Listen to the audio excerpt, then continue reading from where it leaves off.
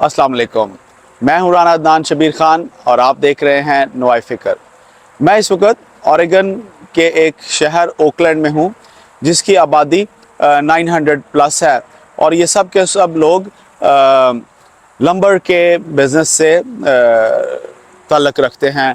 यहाँ पे आपको लकड़ी की मुख्तलिफ़ मसनूआत की फैक्ट्रियाँ मिलेंगी और बेसिकली अमेरिका में घर क्योंकि लकड़ी के बनाए जाते हैं तो फ्लोरिंग से लेके वॉल से लेके छत तक हर चीज़ लकड़ी की होती है। तो इस वजह से ये आप देख रहे होंगे कि मेरे पीछे एक जंगल है बहुत बड़ा। यहाँ पे अगर आप शाम के टाइम आएँ इस पर्टिकुलर जगह के ऊपर जो रेस्ट एरिया है तो आपको यहाँ पे एक बहुत बड़ा गौल हिरन जो है वो उनका मिलेगा और वो बिल्कुल इंसान से खौफज़दा नहीं होते और वो आपके बिल्कुल करीब आ जाते हैं और अगर आप उनको फीड करें तो वो आपके हाथ से कुछ ले भी लेंगे, खा पी भी लेंगे। उसकी वजह ये है कि यहाँ पे कानून है, कानून की हुक्मरानी है। आप उस हिरन को नहीं मार सकते। मेरे कई दफ़ा दिल में आया कि आते जाते एक हिरन को या छोटे हिरन को ज़रा जप्फी डालूं और अपने साथ ट्रक में ले जाऊं, जाके हलाल करके हिरन तो खाएं, लेकिन यहाँ पे कानून की हुक्मरानी है और जंगल तो है लेकिन जंगल का कानून नहीं है। पाकिस्तान में इमरान खान साहब के साथ क्या हो रहा है,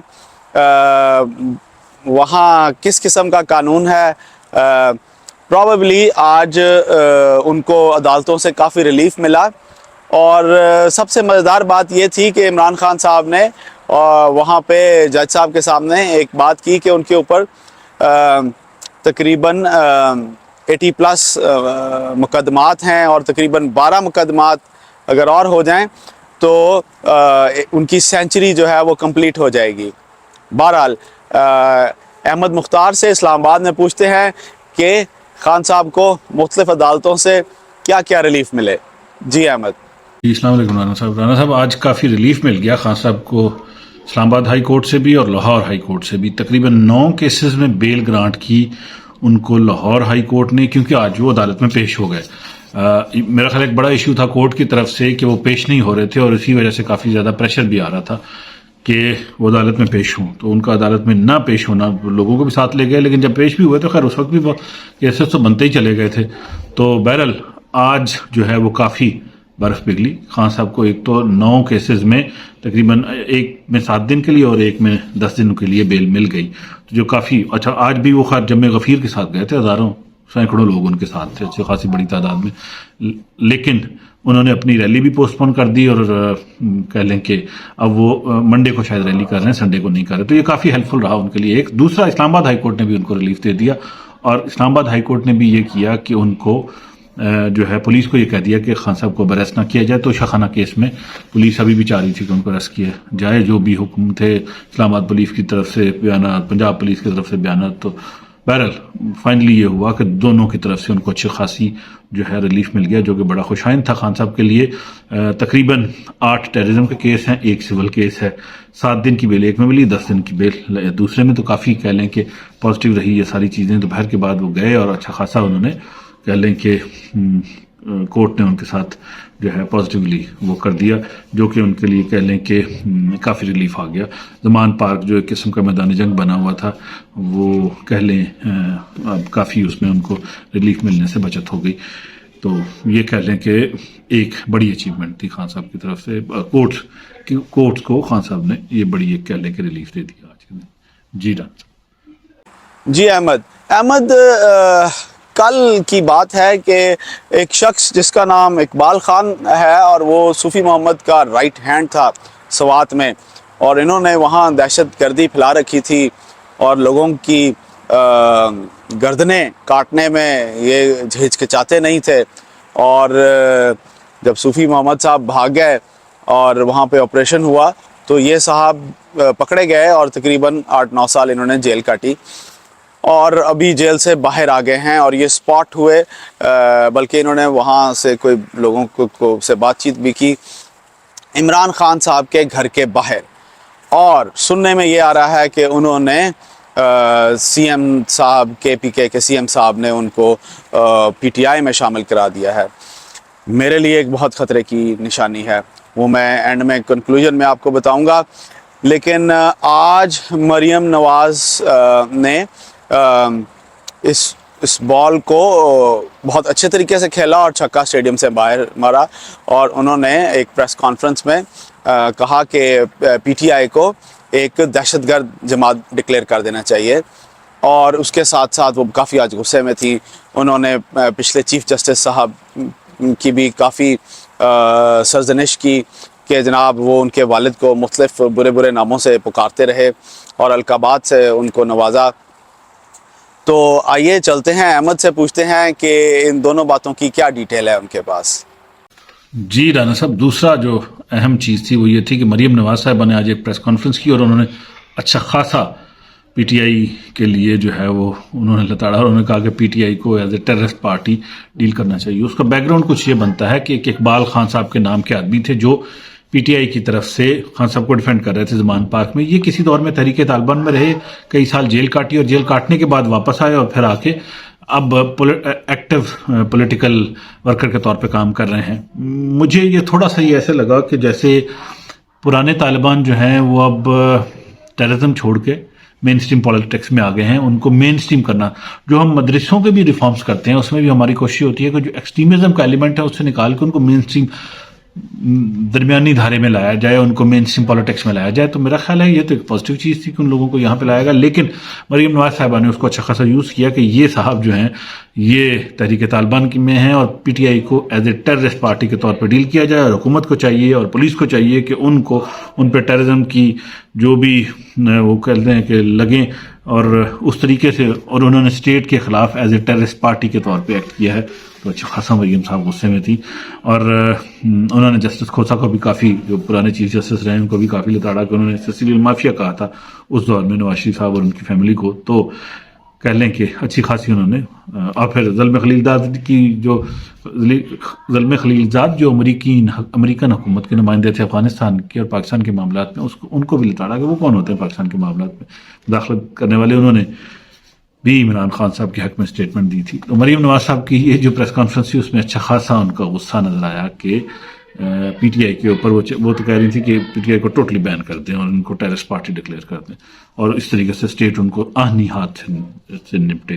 تو اچھا خاصا انہوں نے پولیٹیکلی اس کو کہہ لیں کہ آج اپنی پریس کانفرنس میں غصہ نکالا کافی زیادہ. بہرحال ان کا رائٹ ہے، اور الیکشن کے دنوں میں اس طرح کا سٹانس لے کے دوسری پارٹی پہ پریشر ڈالنا مطلب یہ سیاسی ہوتا ہے، ہر کوئی کرتا ہے، تو اس میں وہ کوئی بڑا ایشو نہیں ہے. لیکن یہ ہے کہ بہرحال ایک ایشو یہ ضرور تھا، اور میرا خیال ہے کس طریقے سے اس کو لوگ دیکھتے ہیں باقی دیکھتے ہیں، کیونکہ خان صاحب کا یہ جو سٹانس چینج ہونا ہے اس پہ بھی مزید بات ہو سکتی ہے، لیکن اس پہ بھی کافی لوگوں کا شد و مد ہے. بہرحال مریم نواز صاحب نے کافی آج اہم اور اسٹرانگ قسم کی پریس کانفرنس پہ کی. جی احمد، یہ جو پہلے وزیر اعظم شہباز شریف نے ایک بیان دیا اور پھر خان صاحب نے بھی کہا کہ آئیں مل کے بیٹھتے ہیں، بات چیت کرتے ہیں، ملک کو آگے لے کر چلتے ہیں، ملک کے وسیع تر مفاد میں پرانی باتوں کو بھلا کر let's move a step forward. اور آج تو آفیشلی PTI کے نمائندوں نے کہا کہ ہمیں ٹائم اینڈ ڈیٹ دی جائے جہاں پہ ہم بیٹھ کر بات چیت کریں، اور کوئی آل پارٹیز کانفرنس کریں گے یا وہ جیسے بھی وہ کرنا چاہ رہے ہیں. تو یہ بڑی امپورٹنٹ چیز ہے، اور یہ پاکستان کے لیے اور پاکستان کی اکانومی کے لیے اور پاکستان کی عوام کے لیے اور پاکستان کی اقتصادی ترقی کے لیے، اور ایون پاکستان کا جو امپریشن ہے دنیا میں اس وقت، اس کے لیے یہ بہت اچھی بات ہے. ڈیٹیلز آپ ہمیں ذرا شیئر کیجئے احمد.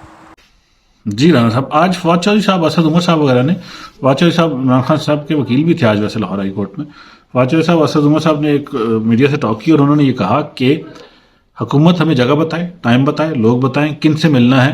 جو حکومت کی طرف سے یہ بات آ رہی ہے کہ حکومت بھی تمام پارٹیز کی ایک آل پارٹیز کانفرنس کرانا چاہتی ہے، سب مل کے بیٹھے، جو ایک پوائنٹ آف ویو آ رہا ہے. سنا یہ بھی تھا کہ صدر مملکت نے بھی اسٹیبلشمنٹ سے بات چیت کرنے کی کوشش کی، تو ان کو وہاں سے جواب ملا کہ سیاستدان اپنے مسئلے کو حل کریں، اسٹیبلشمنٹ کی طرف نہ آئے. पॉजिटिव पॉइंट है, मेरा ख्याल है, अच्छी बात है.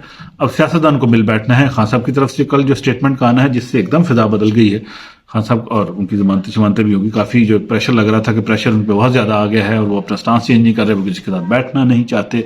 अब वो बैठने की बात कर रहे हैं कि मैं किसी के साथ भी बैठने के लिए, बातचीत करने के लिए तैयार हूं, मुल्क की खातिर, कंटिन्यूटी की खातिर. ये एक अहम बात है, पॉजिटिव चीज है. कल भी हमने इसको अप्रिशिएट किया था, आज भी करते हैं कि खान साहब का ये स्टांस जो है, अब वो कह रहे हैं कि हमें जगह बताएं, बैठते हैं. बड़ी इंपॉर्टेंट बात है, न सिर्फ बर्फ पिघली बल्कि बैठ के. अच्छा, केसेस का खान साहब का वो जो था ना कि केसेस इनके हैं, अपने केसेस हर कोई खुद निपटा रहा है. खान साहब के ऊपर भी अगर 60-80 केसेस हैं तो वो भी खुद अपने डील ही करेंगे, तो वो भी जो दूसरी साइड है वो भी अपने केसेस डील करेंगे. लेकिन सियासी तौर पे मिल बैठना और बातचीत करना और मुल्क को आगे लेके चलना कि इलेक्शन कब करवाने हैं पंजाब के, केपीके के, किसी एक पार्टी की मर्जी से तो इलेक्शन होने से रहे, तो लाजमी बात है. पीडीएम और नून लीग का पार्टी का अपना बयानिया है, पीटीए का अपना बयानिया है. अगर वो बयानिया बैठ के बात कर लेते हैं और फिर एक डेट डिसाइड कर लेते हैं, अगर पहले इलेक्शन करवाने पहले करवा लें, टाइम पे करवा लें, लेट तो हो नहीं सकते. तो अगर वो तय कर लेते हैं जिंदाबाद. इससे अच्छी बात क्या होगी कि दोनों पार्टीज एग्री करती हैं और फिर एक डेट सेट कर लेती हैं, बजाय कि पूरी दुनिया में हमारा मजाक उड़ाया जाए कि लड़ रहे हैं आपस में, बैठ नहीं रहे. ये बैठ के ये तो नहीं कर रहे कि हम ये मान रहे हैं कि नवाज शरीफ साहब, शहबाज शरीफ साहब के केसेस खत्म हो जाएंगे या किसी और के केसेस खत्म हो जाएंगे या खान साहब के केसेस खत्म हो जाएंगे. केसेस तो नहीं खत्म हो रहे, तो वो तो अपना दिफा हर कोई कोर्ट में खुद ही करेगा. लेकिन सियासत में थोड़ी सी नरमी दिखाना और बैठ जाना दानिशमंदी है. ऐसी सिचुएशन में कोई बुरी बात नहीं है, दोनों सारे बैठ रहे हैं. तो ये आज हुआ जो एक अहम डेवलपमेंट थी. राना साहब जी अहमद ज़रा बताइएगा कि पाकिस्तान आर्मी ने 45,000 प्लस एकड़्स गवर्नमेंट के हवाले किए हैं जो कि फ़ौज की ज़मीन थी, ताकि उस पर कोई कॉर्पोरेट फार्मिंग की जा सके. बेसिकली ये आर्मी और अवाम के दरमियान एक अच्छा जेस्चर शो किया पाकिस्तान आर्मी ने, जिसको वेलकम किया जाना चाहिए. और उसके अलावा सुना है कि IMF कोई प्रेशर बढ़ा रही है मिसाइल प्रोग्राम के लिए भी, और हमारे सेक्रेटरी खारजा और इवन सुना है कि वज़ीर खारजा भी चाइना, सेक्रेटरी खारजा ऑलरेडी चाइना में हैं और वज़ीर खारजा जा रहे हैं to discuss the economic relief and plus the missile programme. तो इसकी अगर कोई डिटेल्स हैं तो हमारे साथ शेयर कीजिए. जी अहमद. राना साहब, एक और अहम बात थी आज जो मैं जिक्र करता चलूँ, आपने भी सवाल में पूछा कि पाकिस्तान आर्मी ने तकरीबन 260 से ज़्यादा एकड़ ज़मीन पंजाब गवर्नमेंट को दे दी कॉर्पोरेट फार्मिंग के लिए, और कहा कि इस पे कॉर्पोरेट फार्मिंग प्राइवेट सेक्टर को मिला के की जाए, अच्छी पैदावार होगी, ज़्यादा बेहतर होगा. 45,000 एकड़ ज़मीन फ़ौज की तरफ से देना बड़ी अहम बात है. बहुत ज़्यादा तनकीद होती है फ़ौज के ऊपर के बड़े ज़राए ले लिए, ये कर लिए. मैं आपको ये बताता चलूँ कि जो टोटल बजट का 15% है उससे ज़्यादा फ़ौज खर्च नहीं करती अपने ऊपर. 15% तकरीबन दिफा पे जाता है. कर्ज़ों पर बहुत ज़्यादा खर्च होता है, तो कर्ज जो है वो सारा का सारा बजट ही तकरीबन 60% बजट का सिर्फ कर्जों में जा रहा है. इतने ज़्यादा कर्ज हैं. तो मैं ये आपसे ये अर्ज करूं कि ये बहुत ज़्यादा मिसनॉर्मल है, बहुत ज़्यादा एक किस्म की लोगों को गलत फहमी है. दो बड़ी गलत फहमियाँ बजट में रहता मैं बताता चलूँ. एक, फौज दिफा भी बड़ा खा जाती है, और दूसरा कराची हमें बहुत ज़्यादा टैक्स देता है. दोनों ही गलत चीज़ें. फौज 15% तकरीबन बजट का लेती है, जो कि कह लें कि बहुत बड़ा नहीं है, और कराची जो है वो टैक्स देता है, इतना बड़ा नहीं है. टैक्स हम देते हैं, जमा कराची में होता है. यानी कि हबीब बैंक वगैरह को हमने टैक्स दिया किसी भी मद में, और वो जमा कराची ने हबीब बैंक के ऑफिस में FPR में जाके करवा दिया. टैक्स मैंने इस्लामाबाद में बैठ के दिया, पेशावर में बैठ के दिया, जमा कराची में हुआ. इसी तरह जो चीज़ें बाहर से इम्पोर्ट होकर आई उस पर टैक्स हमने इस्लामाबाद, पिंडी, लाहौर, कराची में दिया, और जमा कराची में हुआ. तो वो जमा करने पे ही अपनी बढ़ के मारते रहते हैं. बहरहाल वो बात लंबी हो जाएगी. मैं आज ये करूं कि फौज ने ये ज़मीन दे दी, और साथ हमने चीन से भी पैसे मांगे हैं. IMF ने कहा है कि पहले सऊदी अरब और चीन वगैरह पैसे देंगे तो हम देंगे, और मिसाइल प्रोग्राम और न्यूक्लियर प्रोग्राम की भी शायद उन्होंने बात की सी हो गोल. लेकिन बहरहाल उसका जवाब सीधा आ गया कि इस पर कोई कॉम्प्रोमाइज़ नहीं होगा, जिसके बाद से IMF पीछे हट गया और उसने कह दिया कि जब तक सऊदी अरब पैसे नहीं देता, चीन नहीं देता, UAE नहीं देता, हम भी नहीं देते. तो भाई अगर उन्हीं ने पैसे देने और बाद में तुमने देने हैं, फिर हम उन्हीं से ले लें, तुमसे क्या जरूरत है लेने की. तो ये फिर एक दफ़ा हमें पीठ घटा के दुमड़ी की तरह IMF भाग रहा है, हमें तंग कर रहा है. बहरहाल चीन ने $500 मिलियन अभी भी दे दिए हैं मजीद. تو ہمارے سیکرٹری خارجہ بھی چین میں ہیں اس وقت, وہ بھی کافی سی پیک پہ بھی بات کر رہے ہیں, پیسوں میں بات کر رہے ہیں, ہمارے فائنینشیل مشکلات کافی زیادہ ہیں اس پہ بھی بات چیت کر رہے ہیں. بلاول صاحب بھی سی پیک کے حوالے سے چین میں جانے والے ہیں, کافی سی پیک رکا پڑا ہے اس وقت تقریباً, تو چیزیں شاید کچھ بہتر ہو جائیں ان کے اس دورے سے. تو یہ کہہ لیں کہ پازیٹیو سٹیپ تھا جو میں بتاتا چلوں کہ 45,000 ایکڑ زمین پنجاب کو دی ہے پاک فوج نے. جی رانا صاحب. جی احمد, بہت شکریہ. احمد, یہ مسٹر اقبال خان صاحب جو صوفی محمد صاحب کے رائٹ ہینڈ تھے, ان کا عمران خان صاحب کے گھر کے باہر موجود ہونا یہ ایک بہت بڑے خطرے کی نشانی ہے. میں اس کو دو طریقوں سے دیکھتا ہوں. ایک تو خطرہ سب سے بڑا ہے خان صاحب کی اپنی لائف کو, کیونکہ یہ لوگ بہت خوفناک ہیں. یہ لوگ انسان کا گلا کاٹنے سے پہلے ایک سیکنڈ کے لیے نہیں سوچتے. ان کے اندر انسانیت نہیں ہوتی, یہ انسانیت پہ بلیو نہیں کرتے. ان کے دل پتھر کے ہوتے ہیں. یہ جتنی مرضی سزائے کاٹ کے آ جائیں, ان کو آپ نہیں تبدیل کر سکتے. تو ایک تو وہ اپنا خیال رکھیں. دوسرا میرا پوائنٹ یہ ہے کہ یہ صاحب کی, خان صاحب کی اگر واقعی ہی پی ٹی آئی میں شمولیت ہو گئی ہے اور اگر وہ سوات سے پی ٹی آئی کا ٹکٹ لے کر عدالت میں جائے گا تو پاکستان کا اللہ ہی حافظ ہے. کیونکہ میں صرف یہ سوچ کر ہی میرا دماغ شل ہو جاتا ہے اور میری آنکھوں کے آگے اندھیرا آ جاتا ہے کہ یہ وہاں بیٹھ کر پاکستان کے ساتھ کیا ڈیزاسٹر کرے گا. One could not even imagine. جہاں تک بات ہے اس پولیٹیکل ڈرامے کی جو کہ حکومت نے اور خان صاحب کے ورکرز نے بنایا ہوا ہے, اس کو دنیا کیسے دیکھتی ہے؟ ہر ٹام ہک اینڈ جیری اٹھ کے منہ کھولتا ہے پاکستان کے خلاف, پاکستان میں ہیومن رائٹس کے خلاف, پاکستان میں اس وقت جو آزادی رائے کا جو حق ہے وہ اگر ایک پرائم منسٹر کو نہیں ہے تو وہ پھر کس کو ہوگا؟ تو میرا خیال ہے کہ یہ ذمہ داری جتنی گورنمنٹ پر ہے اتنی ہی پاکستان تحریک انصاف پہ بھی ہے کہ وہ چیزوں کو اتنا ایگریویٹ نہ کریں جہاں پہ چیزیں دنیا آپ کو ایک نیگیٹیوٹی ملے, کیونکہ آپ کی ڈیپینڈنسی ہے اکنامکلی دوسرے ملکوں پر, اور وہ جب آپ کو پیسہ دیتے ہیں, آپ کو امداد دیتے ہیں, آپ کو ایڈ دیتے ہیں, تو وہ آپ پہ پھر گہری نظر بھی رکھتے ہیں, آپ کے رویوں پہ بھی نظر رکھتے ہیں.